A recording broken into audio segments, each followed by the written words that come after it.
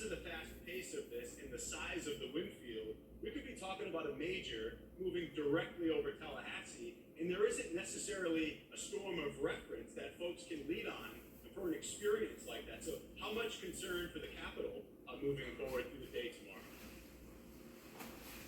Well, you're right about the point of reference. I mean, the last 2 years we've had Debbie and we've had Idalia. Both of those at one point were heading towards Tallahassee, and then they toggled east and kind of went in the heart of the Big Bend. So Tallahassee, Gadsden, Leon County, Wakulla, Taylor County, they got the weekend of the storm. So they had some impacts. But when you're talking about a major hurricane, that it looks like on the 5 o'clock advisory, the eye of the hurricane is going to be slightly west of the city of Tallahassee. That means you're going to get the strong side of the storm. So first of all, there isn't a recent storm with a point of reference. So if you're in Wakulla, if you're on the coast in Franklin, just understand you've not seen surge like this with the more recent storms. It's also the case in a place like Tallahassee and some of the surrounding areas, and even as you get into southern Georgia, there's a lot of beautiful communities that are heavily wooded and tree lined.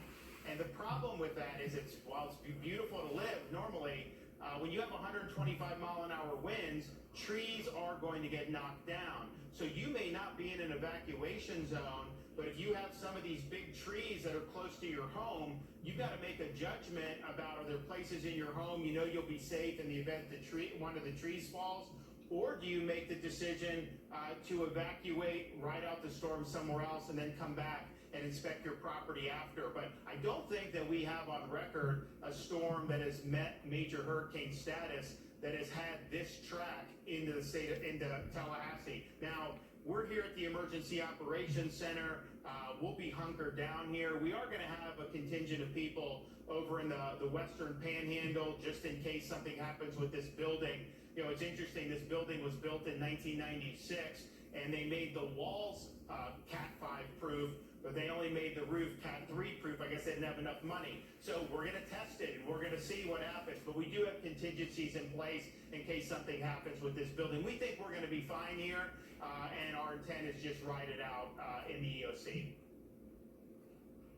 Yeah, Governor, it sounds like the fortress that the National Hurricane Center built down in Miami, minus the roof, unfortunately. So we're wishing you the best moving forward through this. You talked about the inevitability. Trees are going to come down.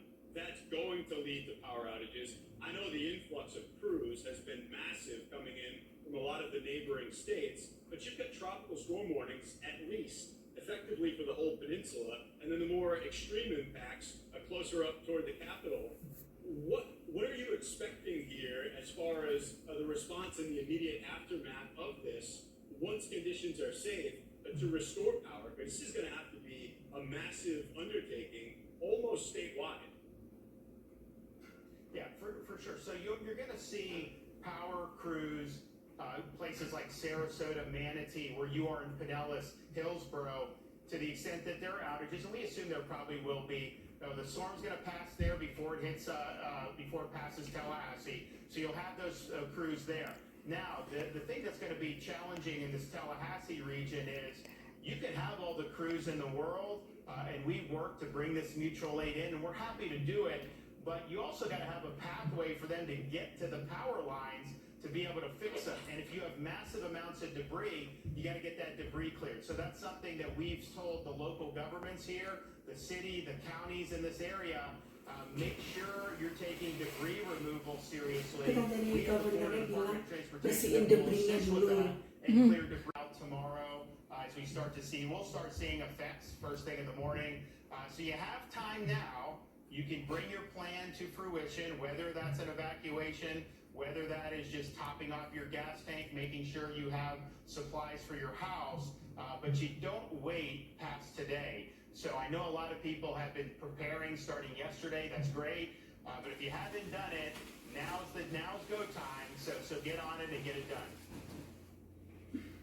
There is time tonight as we move forward through this evening. That's why you have the hurricane plan. You need to put it into effect as this dangerous storm approaches. We know how busy of a day it must have been, Governor. We really appreciate your time here on Fox Weather. That's Florida's Governor Ron DeSantis. Thank you. Thanks. Are we get a live picture to show you. We've been showing you this deteriorating conditions farther off to the south. This is